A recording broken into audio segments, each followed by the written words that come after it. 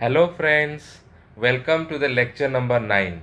Today we will do some problems related to electric flux and Gauss law. Okay, so without wasting much of the time, let's go to the first question. In the first question itself, it is asking that we have to find out the flux through this closed area.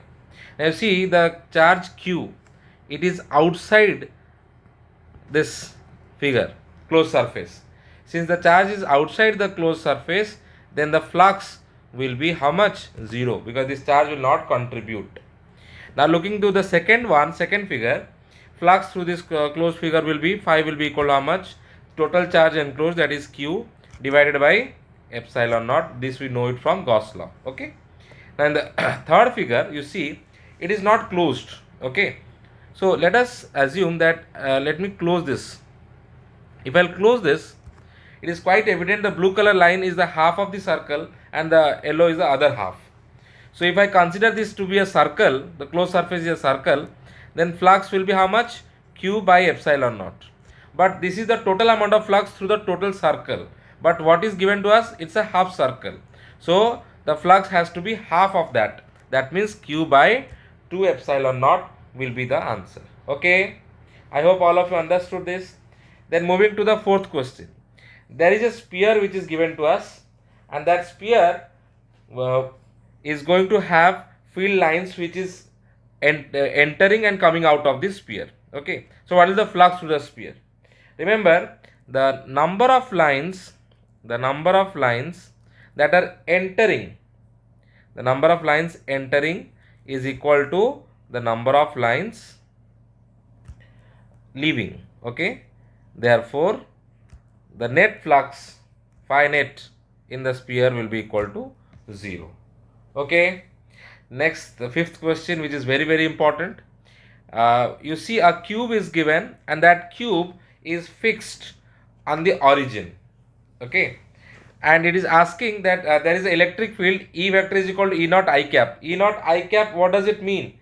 It means that my electric field is along this direction, and the magnitude of the electric field is E naught. Okay. So it is telling that to find out what is the flux to the cube, and the cube side is A. Right. Now one thing you remember, suppose I take this surface. What is the n cap direction along this one? N cap. And n cap is perpendicular to electric field. If it is perpendicular, what should be the flux? It is quite obvious, it should be 0. The same logic, because theta will be 90 degree. Okay. So if you go for this one, this surface, here n cap will be along this direction, again 90 degree. So these two faces, they will not contribute. What about the face DCGH? There also you will see the n cap is perpendicular to the electric field. And what about A, B, F, E? They will also not contribute. So can you tell me which phase is actually going to contribute? It is these faces will contribute. These faces will contribute. This one and this one will only contribute. Why? Because here the n cap direction is along this, and here the n cap is along this.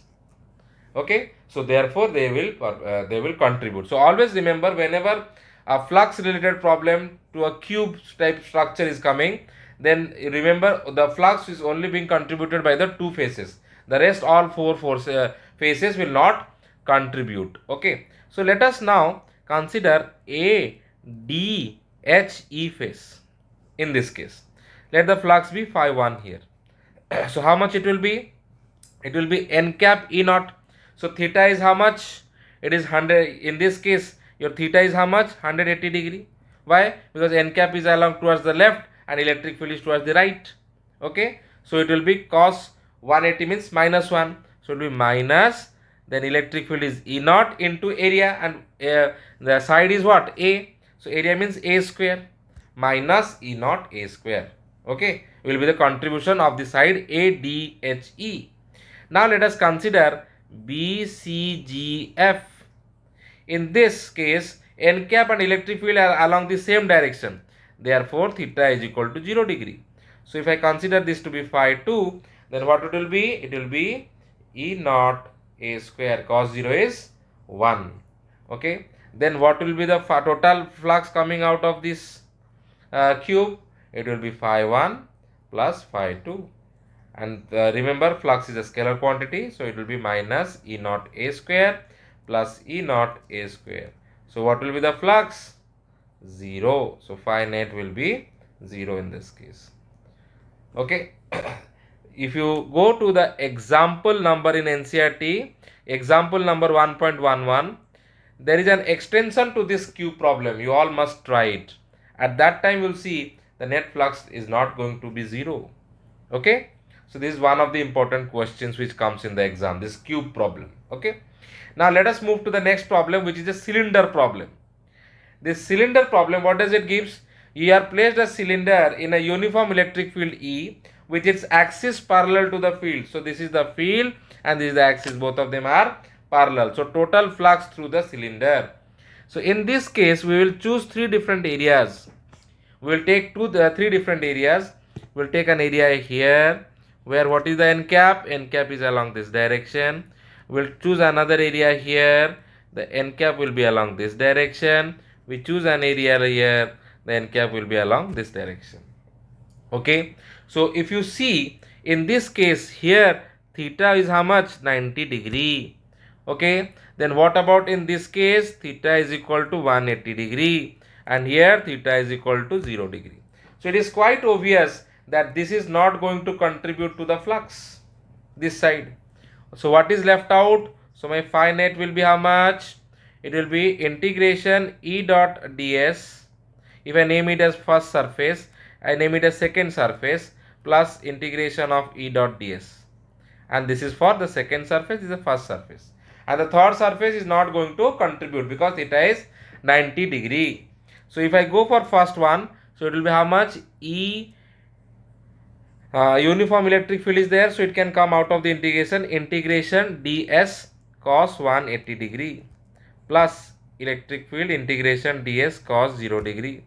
So cos 180 degree is minus 1, so it will be minus E. Integration ds will be how much? Pi r square, because the radius of the cylinder, let us assume as r, so it will be E into pi r square plus what will be this one? Cos 0 is plus 1, so E into pi r square. Here also you see they get cancelled out and you will have phi net to be 0. So this is a problem where phi naught comes out to be 0. It is not going to be 0 all the time. You see the example number 1.12 of NCERT book. Then extension of this cylinder is given. Try to solve it. There the answer will not come to be 0. Okay. Fine. Then comes that a square plate is given to you whose side is A. And that plate above you go a distance A by 2. You go a distance A by 2. And there you keep a charge Q. Okay. So now the question is, due to the charge Q, what is the flux through the square plate? Okay. So how to approach this problem? So see, the side of the square is A and above it a charge Q is kept at a distance A by 2. So let me construct a cube. Let me construct a cube here, right, whose side is A. Whose side is A. Okay. Now, it is telling that it should be kept A by 2. Charge Q must be kept A by 2 from down. So, from upper face, how much will be the distance? A by 2. From this side also A by 2. So, from this face also A by 2. So, can I tell that Q is kept at the center of a cube of side A? So, imagine a cube of side A and Q is imagine a cube of side A and Q charge is placed at the center. Okay. So, what will be the flux? Phi will be how much? It will be Q by epsilon naught. But is it asking to find out the flux through the cube? No. It is asking you to find out the flux through the square plate, which is one of the faces. This is one of the faces. So, each face will contribute equal amount of flux. So, in a cube you have 6 faces and one face it is asking how much will be the electric flux. So, it will be phi will be equal to Q by 6 times of epsilon naught. 1 by 6th. You will get 1 by 6th. Okay. I hope this is clear. Exercise 1.18 is an exact question for this, but instead of side A and some charge, so the values are given. So you can easily do it. This is also one very important problem for your CBSE. Okay, and the most important one is that a ring problem. It is generally called as your ring problem. Okay, this also comes for a 3 marks ring problem. So what does it say? It says that there is a ring of radius A and Q charge is distributed uniformly, and we know that the charges will be distributed on the surface of the rings. Okay. Now it is telling to obtain an expression for E, electric field expression you have to find out on the axis of the ring. So the pink color line which has drawn in the middle of the ring, that is the axis. So this is basically the axis of the ring. Okay, and the radius is A. Okay, so now you need to calculate the electric field. Suppose we choose a very small element here. We choose a very small element here, dl, where the charge present is dq. The charge present is dq. Okay. So now what I'll do, that if I want to find out, that at point P what is the electric field due to the charge dq present here. So it is obvious the direction of dE will be along this, because if I am supposed to find out the electric field at P, I have to keep a +1 charge. Then because of dq, what is the electric field? It will be dE, and the direction is a direction I have shown it. This point P is situated at a distance of x from the center of the ring. Okay, so ax, so what will be this one? Root over of a square plus x square. Okay, now if this angle is theta, then it is quite obvious from geometry this will also be theta. If this is dE, then I can resolve it into two components. One component is this, that is dE cos theta. The other component will be along this, dE sin theta. Okay, the way I have taken one of the components here exactly opposite to this, exactly opposite, this one opposite is this, here I take another dq. Okay, so this dq will also experience experience an electric field here along this. So here the dE will be along this direction. Okay, same angle theta, this will be how much? A square plus x square. Again this dE can be resolved into two components. Here it is dE cos theta and here it is dE sin theta. So I hope all of you understood the diagram. This diagram is very important because the same diagram will be required for magnetic field. Okay, so what will be cos theta here? Cos theta will be x divided by root over of a square plus x square. Okay, what about the dE? Small electric field due to the small charge dq. It is k into the charge dq divided by the distance between them whole square, a square plus x square root over a whole square. It will gone. Now you see here a very interesting thing, that you will observe that dE sin theta and dE sin theta, they will cancel each other. Then what is left out? D cos theta, D cos theta, they will be added up. So now you see, if I take another component here, there will be exactly opposite another component here. Okay, so this component 1 and this component 2, I will tell you different charges. Then the first one's sin theta, second one sin theta will again cancel out. So what is left out? D cos theta. So what we can do is, to every particular point on the ring, there is another point opposite to that ring which will cancel the sin theta components and the cos theta components will be added. Okay, so the point here is your dE sin theta components will be cancelled, okay, everywhere, and dE cos theta component will be added.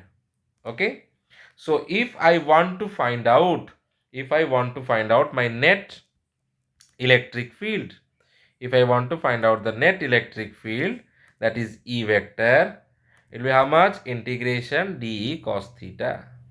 Okay, and what is d? Already we have found out, k dq divided by a square plus x square. Okay, so cos theta will remain as it is, and integration. So what I can do is, this cos theta component will keep as it is for the time being, and let me integrate this one. K is constant, that will come out of it, divided by a square plus x square. Cos theta will also come out, integration dq. Initially there was no charge on the ring, 0, and after that a charge q is distributed, so small q, right? So my electric field is going to be how much? It will be k by a square plus x square, and instead of cos theta, what I can write? It will be x divided by root over of a square plus x square into the charge q. Okay, so this will be k x q divided by a square plus x square to the power 3 by 2.